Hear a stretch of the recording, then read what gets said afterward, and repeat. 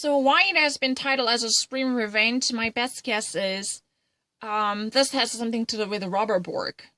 I was actually not to Robert Bork because I was asked to read a book written by him when I was attending a school in America, because that was assigned a reading. So even if someone like me, as a novice, can actually guess how frustrated Republicans were at the time, because he was, as far if my memory is correct, he was Reagan nominee. He had a pretty good resume and definitely suitable qualifications, but his nomination was completely thwarted and foiled. But that frustration had more to do with his political nature. The entire debate over his qualification was so politicized, no one would have liked to actually look into his qualification as a judge, but it had more to do with his political come out.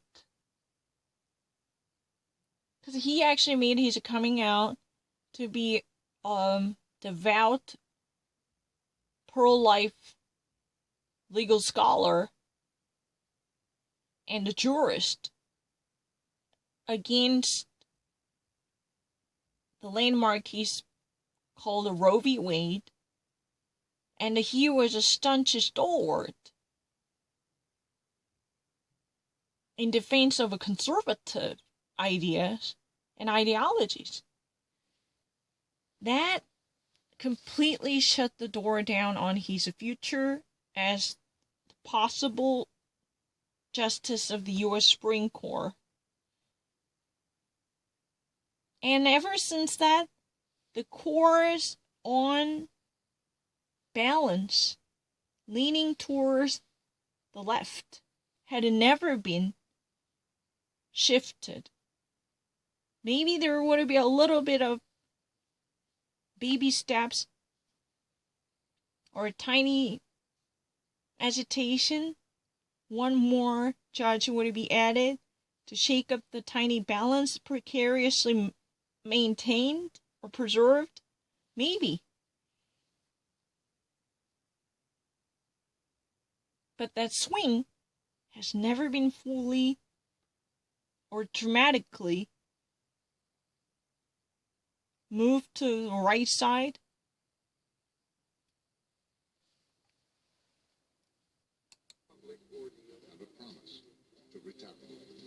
That was really almost like the seeds of revenge planted at the time. So those Republicans were so frustrated who were actually inside the Congress because they witnessed their hope for shaking up the balance in the core was completely thwarted. Then any type of trial to subvert the Roe v. Wade or what? Different major landmark cases were obviated. You can never do that.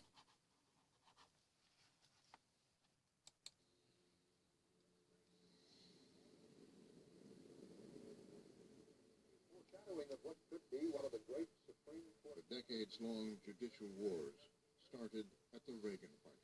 Exactly. I haven't watched that. Let me be very honest. I haven't ever actually, until this episode, because I really wanted to actually explain every little detail while we are watching this together. You can always visit my YouTube to check my history. I use my own account associated with my current email, kgw0715@gmail.com. That was really the only account that I normally use. I never actually watched this episode. It's my first time. So the whole beginning of this politicized, nasty battle over the Supreme Court nomination technically began here. This is really the epicenter. Robert Bork, nominated by President Reagan, that was what could have been the best thing that could ever happen to Republicans. That was their last chance to have a significant impact on the Supreme Court Jacob. That toss-up can be very much friendly to the Republican Party by adding another addition to the core. But this was completely sacrificed at the altar of a politics. The politicized nature of a Robert Bork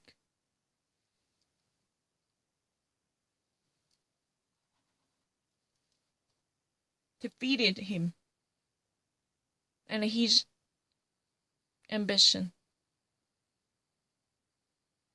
With great pleasure and deep respect for his extraordinary abilities, I today announce my intention to nominate United States Court of Appeals Judge Robert H. Bork to be an Associate Justice of the Supreme Court. Mm-hmm. So, President Ronald Reagan just actually said that. He had a great respect and trust in the ability of a Robert Bork, because he actually preserved huge reverence and respect for his insight, and he actually had a deep trust in the ability of Robert Bork. That's really the reason he announced this message. At that time, it was today. He announced that he would like to select Robert Bork as his possible candidate for the Supreme Court Associate Justice, right? At that time, he was not just a legal scholar, but he was already assuming the role, so it was like a promotion to him because he was the U.S. Federal Court of Appeals judge.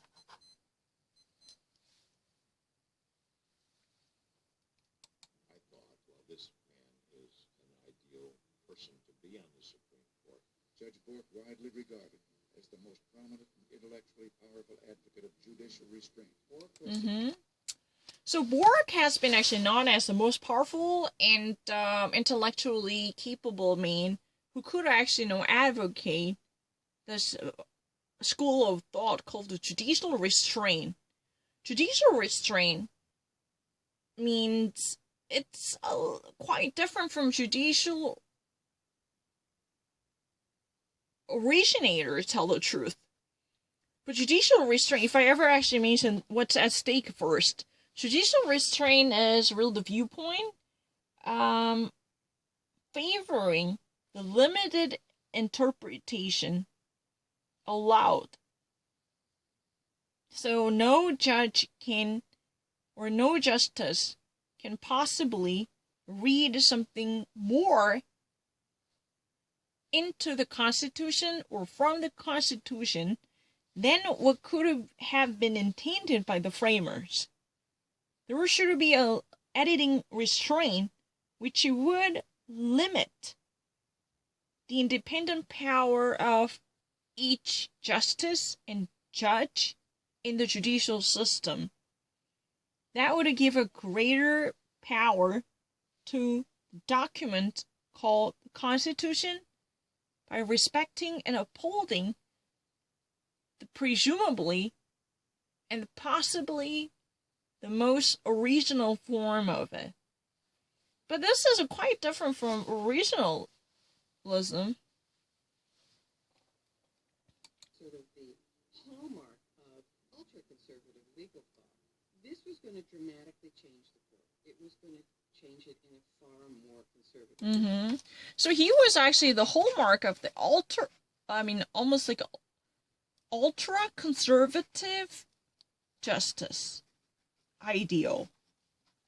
That his viewpoint was very much bound by the conservative interpretation. The way he actually, perused the legal documents would not likely to reflect the actual dimensions of the modern society, but it would actually give a greater weight to the very frame set down by the founders. That's really the argument.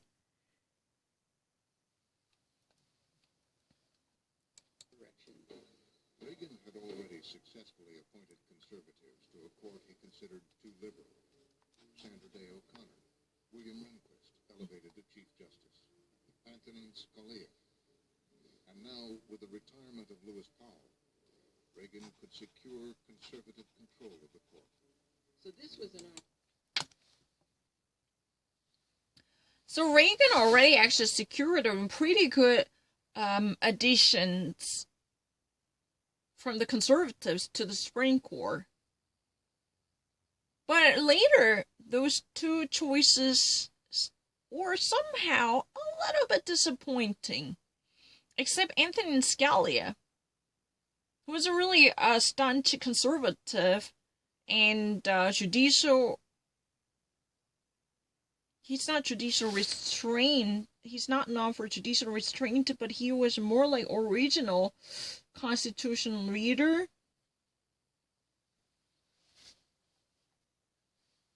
But if I ever actually go back to the story, Sandra Day O'Connell and William Rehnquist, who later got promoted to Chief Justice of the U.S. Supreme Court, both of them are, even though they were actually relatively conservative, but from the perspective of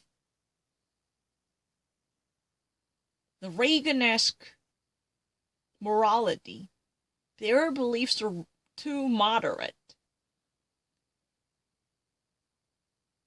Facing his final moment in the White House, Reagan really wanted to cement the very staunch faith in conservatism by planting unwavering and unswerving linchpin of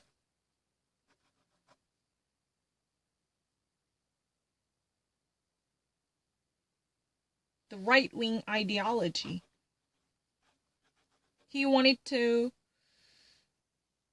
bring about the new era in the court system by securely pinning down 4 different pillars upholding the value of conservatism. That was really the argument here. But now, technically at that time, Lewis Powell was outgoing. He was removed from the scene. So there was one vacancy. A little bit disappointed to see relatively moderate conservatism practiced by Sandra Day O'Connell and William Rehnquist, who at that time were fairly sensational. To have this type of a well-balanced viewpoints.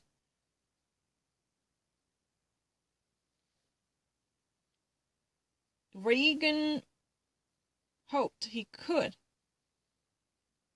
leave a dent in the Supreme Court. And that was the gist of this selection. Robert Bork, a staunch defender of ultra-conservatism, especially concerning social values like abortion, religious freedom. Almost there was no equivocal ambiguity. Now, Antonin Scalia was also a fervent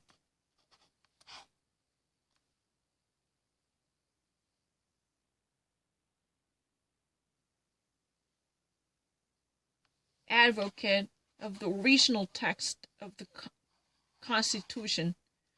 He literally disliked or disfavored any expansive perusal of the constitutional clauses. He never actually liked the very concepts taken from the Constitution. Would it be applied to each and every social dimension? In favor of the progressives? Nope. opportunity to really change the direction, not just for the next 4 years, but Republicans were hoping for the next 40 years. So by planting one more pillar in the system, in addition to Antonin Scalia and William Rehnquist and Sandra Day O'Connell, by the way, was the first female Supreme Court justice nominated and eventually confirmed. And definitely she was a choice of President Reagan.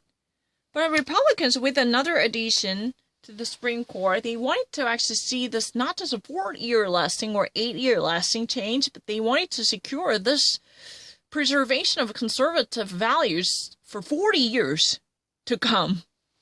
That was their grand vision.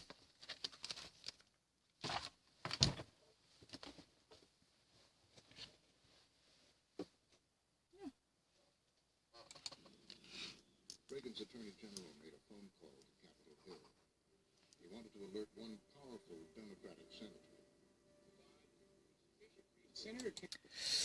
So Reagan's Attorney General made a phone call to the Congress, especially in pursuit of a contact to one powerful Senate member. Who was what? Who? This person, Ted Kennedy. Ted Kennedy, a senator from Massachusetts. He's a brother of John F. Kennedy and Bobby Kennedy. He was a lionheart of a liberal agenda, right? This powerful member in the Judiciary Committee was contacted immediately by President Reagan's Attorney General.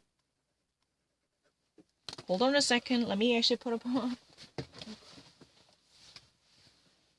Yeah, that's called the original list. Antonin Scalia would have called himself a regionalist. There is a difference in the judicial restraint and judicial originalist. Judicial restraint is more like minimizing any type of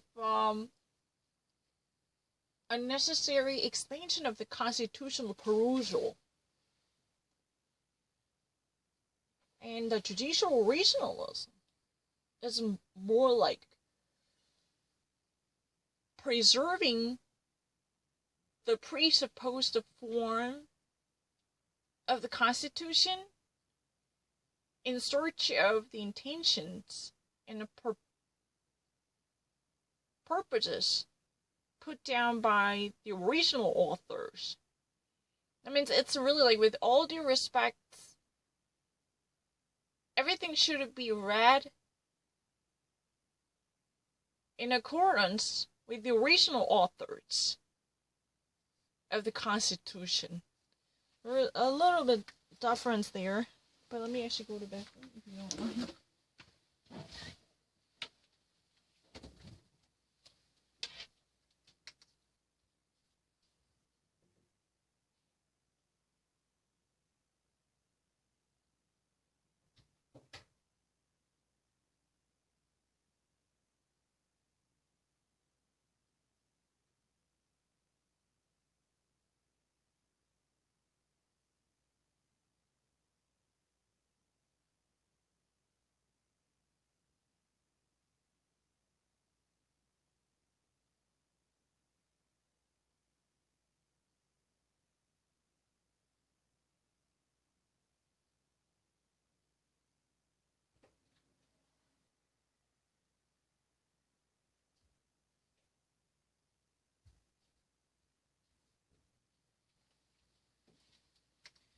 If you really don't mind, I'd like to find these two in my book.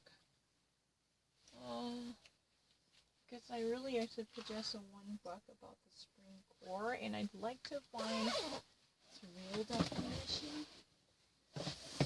Court system is always very fascinating.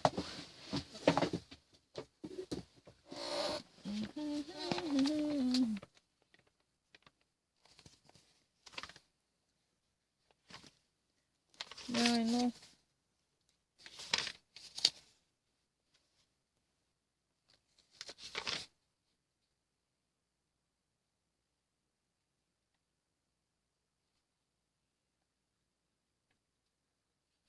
Judicial restraint and originalist.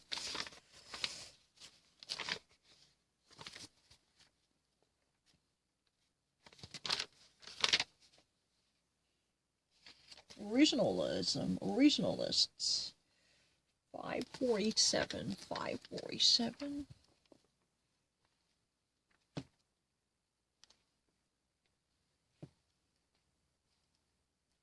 No, I don't actually think so. But I want to actually secure the...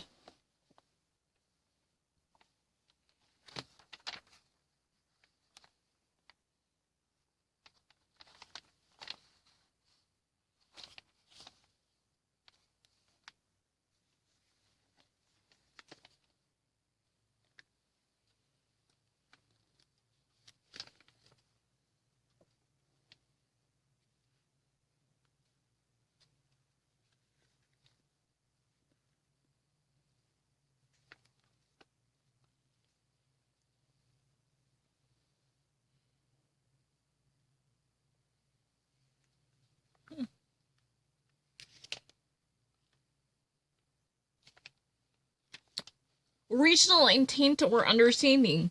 When interpreters have found insufficient nourishment in plain words, earlier rulings, or broader doctrines, they sometimes try to discover the intent of the framers of either a text of the 1787 or an amendment to it, or searching for something close to the intent but yet different, the original understanding of the founding generation again of the text of 1787 or the relevant amendment. So it's more like bringing your mindset back to the very due intent and purposes planted by the original authors and framers, those founding fathers who authored this document called the Constitution. That's originalism. But it's not really about understanding their original recognition, because the society is evolving, so there should be different recognition. However, that does not mean there could be applied or innovative interpretation could be there. You can definitely recognize a difference. It's a really complicated story, so I cannot even actually dare to imagine how complicated this might be. You know, I'm not the person who has ever been trained officially. But in a broader context, originalists, they're actually likely to uphold the original mindset of framers. How if framers in the first place penned this document, what type of thoughts they had, what they ever would expect to see with this type of clause inserted. If this type of clauses and articles inserted, what were the thoughts held by them? But not regional understanding, because of the different societal events definitely took place from that point, right? There were so many events that would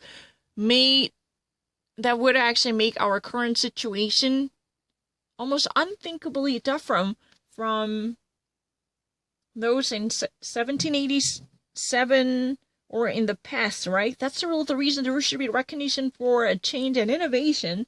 But that does not mean the actual due intent and purposes of the framers should be ignored when it comes to perusing the actual written texts. That's really the originalist viewpoint in a very simplified way. And the judicial restraint, let me try to see that. Judicial restraint. I have never prepared for this.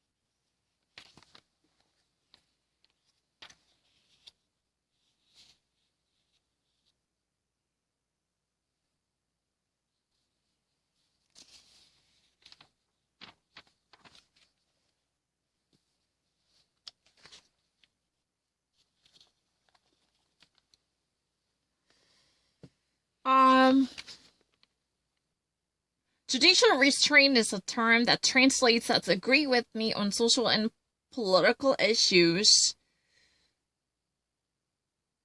that might actually witness the preservation of the Constitution by placing a limit on the liberty of the current justices.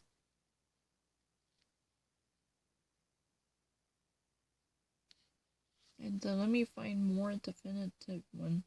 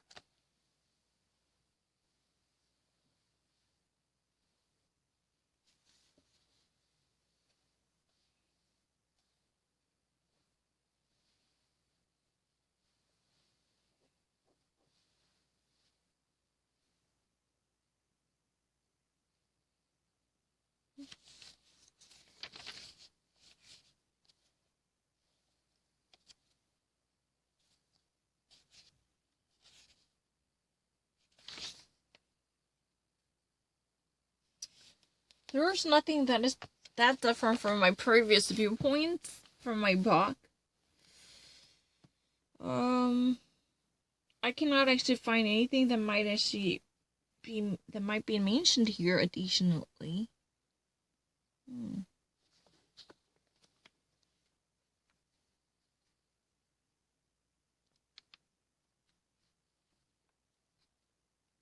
Okay, I'll leave it that way. And try to go. Oh my gosh.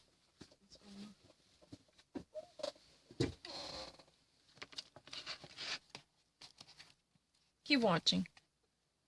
Kennedy noted that Attorney General Meese was calling him, and he stepped out of the hearing into the phone booth and took the call. And Meese told him that it sounded good. Kennedy headed for the Senate chamber.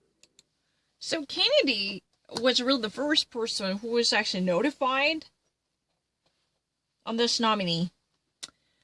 At that time, Reagan administration's Attorney General Meese actually made a phone call to the powerful Senate Judiciary Committee member, Edward Kennedy.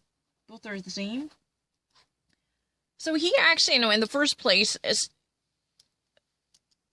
took a pause, and at that time there was no cell phone, so he placed himself inside a booth. There was a phone booth inside the Senate chamber, right next to it. It's not really inside technically.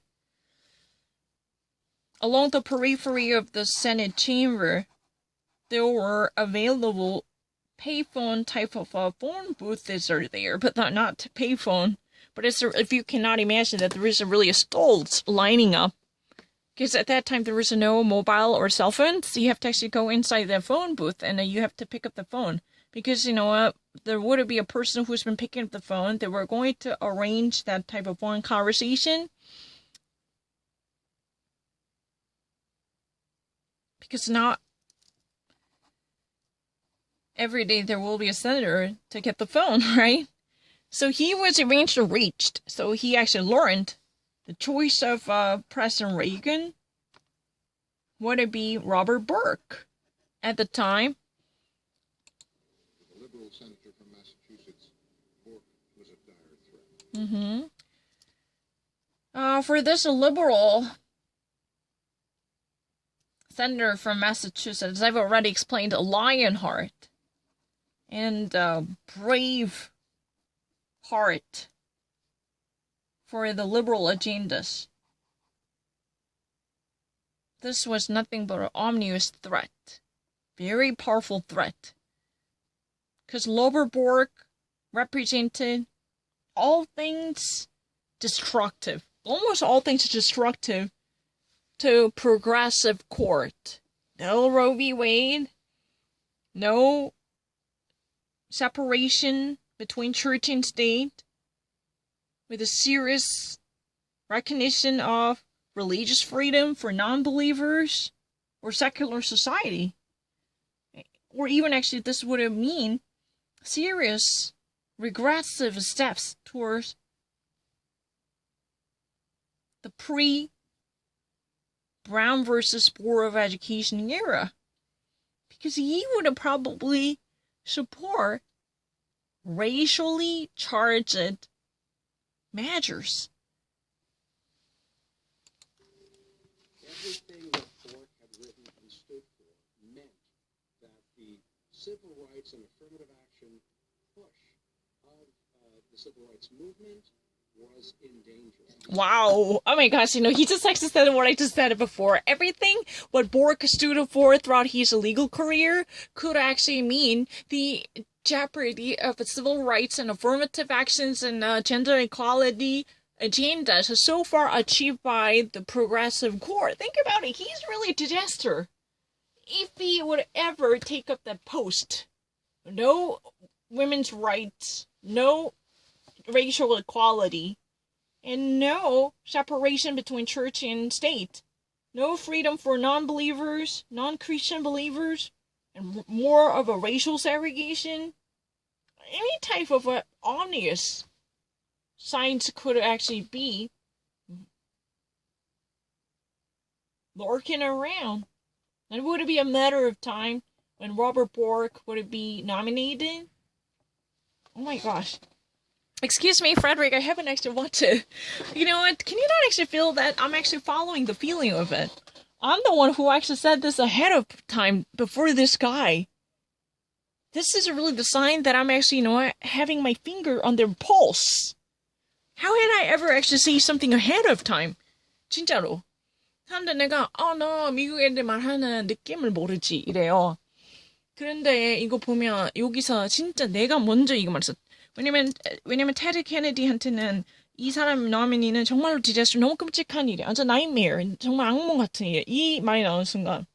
왜 그러냐고? 왜냐면 로버트 보르크의 스튜드 4 하는 거, 걔가 지키려고 하는 거는 너무나 끔찍한 것들이니까. 프로그레시브 입장에서. Roe v. Wade도 안 되고, Brown vs. Board of Education도 안 되고, radically 바꾸지 못해도, 그래도 너무 끔찍하게 돌아가려고 하니까, 진짜 regressive retardation이니까 안 되는 거지. 봐봐, 내가 펄스를 느끼고 있는 거 가르쳐 줄게. It had only been an hour since Reagan's announcement.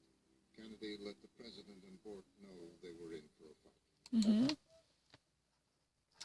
So, upon receiving the phone call, he actually immediately went back to the Senate. So, within less than an hour, he actually, let the entire nation, including the president and the board, and the rest of his, fellows in the Senate, know that this is a battle. This is immediate wage. Yeah, of course. It's a very obvious. Everyone would actually pay attention to this conversation. I was not personally on to his speech, so this is my first time to hear that. But he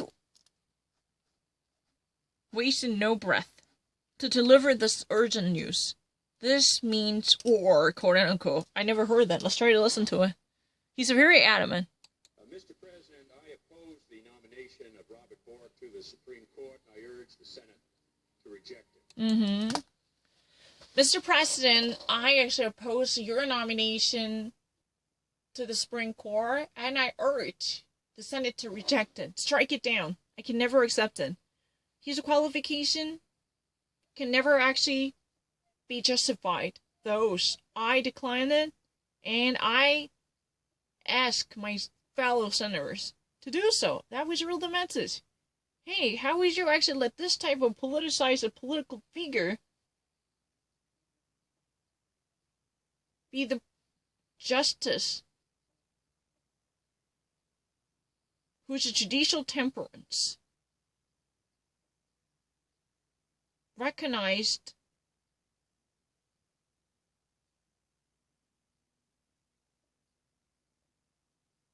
high profile, expected from politicians. That means if you are desperate to be a justice of the Supreme Court, then first thing you would like to do is a vocal voice or a proponent of a political viewpoint. Then in this extremely divided, partisan atmosphere, there's no chance you would ever be nominated and confirmed. Even if you're actually somehow appointed by your president, the rest of opposite party would have never let that happen. Our staff said, hey, go hear what Kennedy is saying. So I went over. Robert Bork's America. Mm-hmm. So, when Senator Alan Simpson there, somebody actually told him, hey, you gotta actually go to a place where a TV set is and listen to what Ted Kennedy is saying. Hey, pay attention to it. Pay heed to it. You have to figure out what he's saying.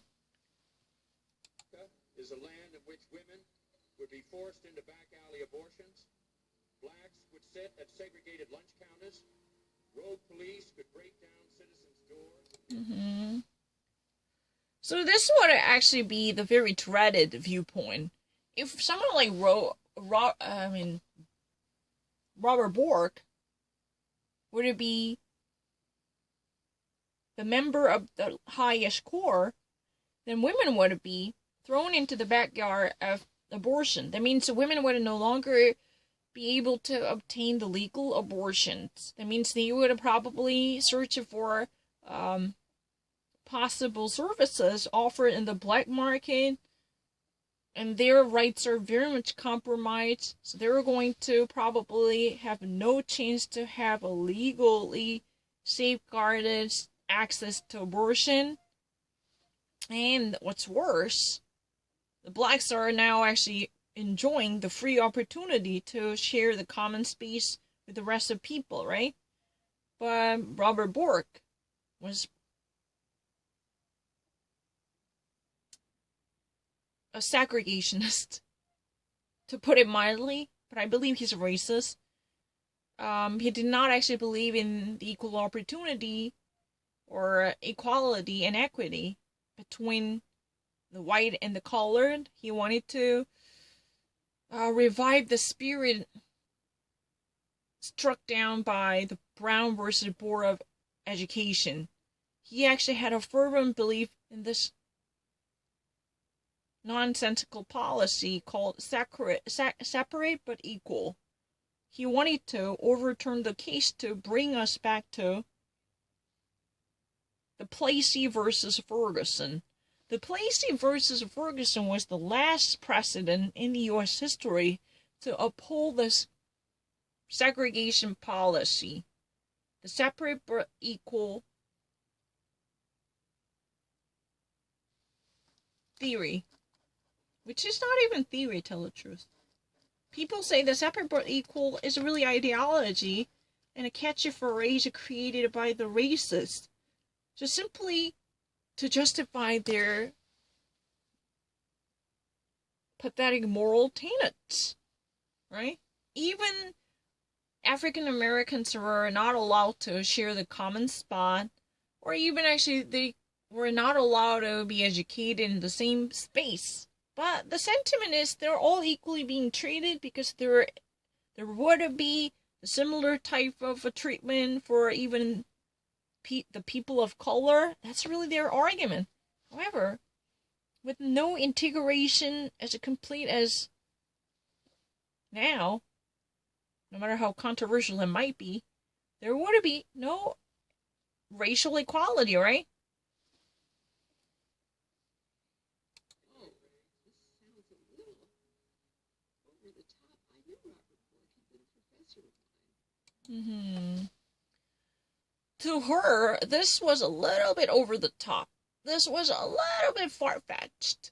Linda Greenhouse, the New York Times journalist, she knew Robert Bork personally because he was her professor, so she had an acquaintance with them. But from her, yeah, first-hand experience, this was a little bit exaggerated, to tell the truth. Even though it is true he was a somewhat active ideologist. It's true. He's a legal scholar and he's a jurist with very strong political viewpoints. It's true. However, this would be a little bit overstated to demonize him. She liked the guy, and that means she literally enjoyed his presence in her life as a professor. That means maybe there would be a disagreement on many different issues, but still his company was enjoyable. That means he was relatably nice, and he was not really that kind of person who might be easily vituperated to be an evil genius, like somebody who should be hated. Not that kind of a far-flung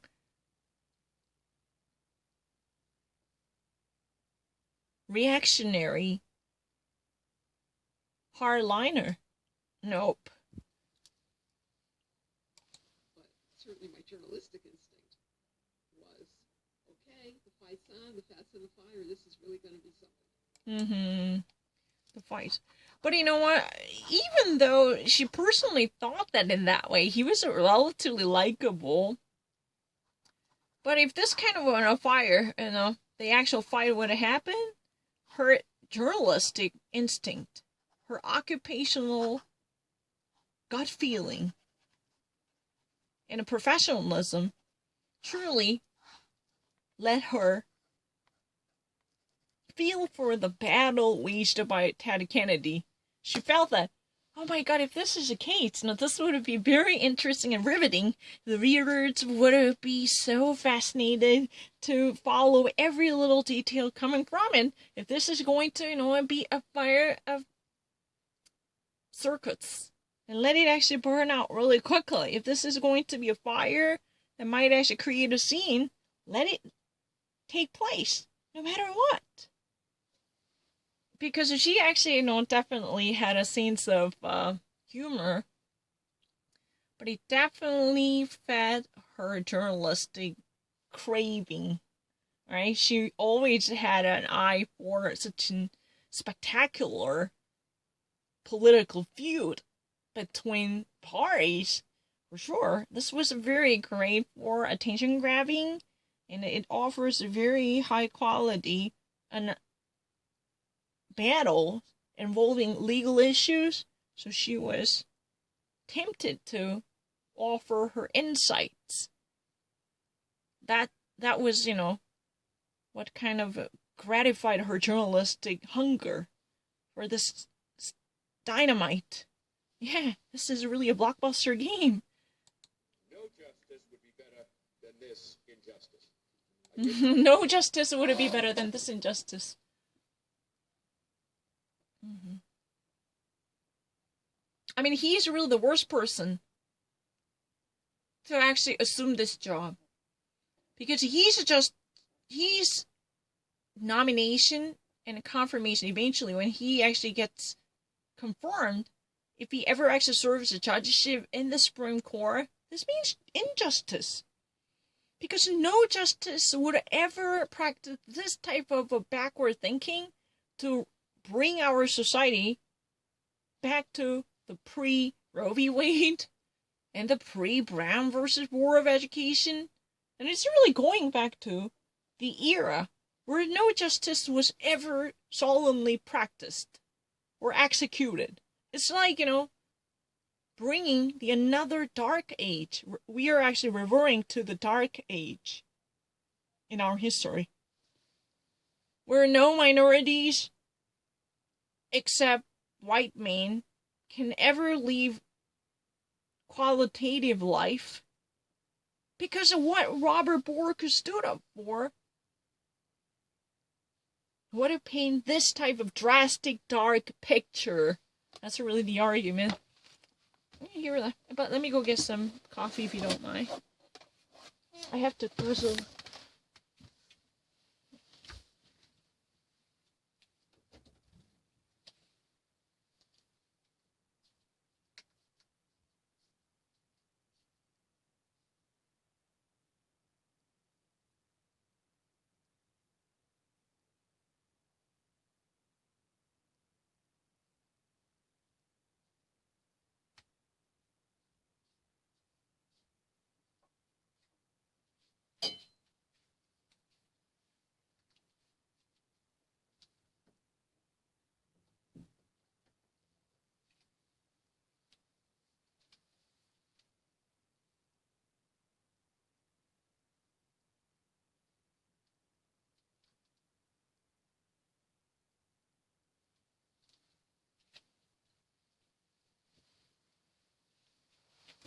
Oh my gosh. I brought my coffee jar. It's a jug of coffee, and then you can call it a pitcher. I don't mind.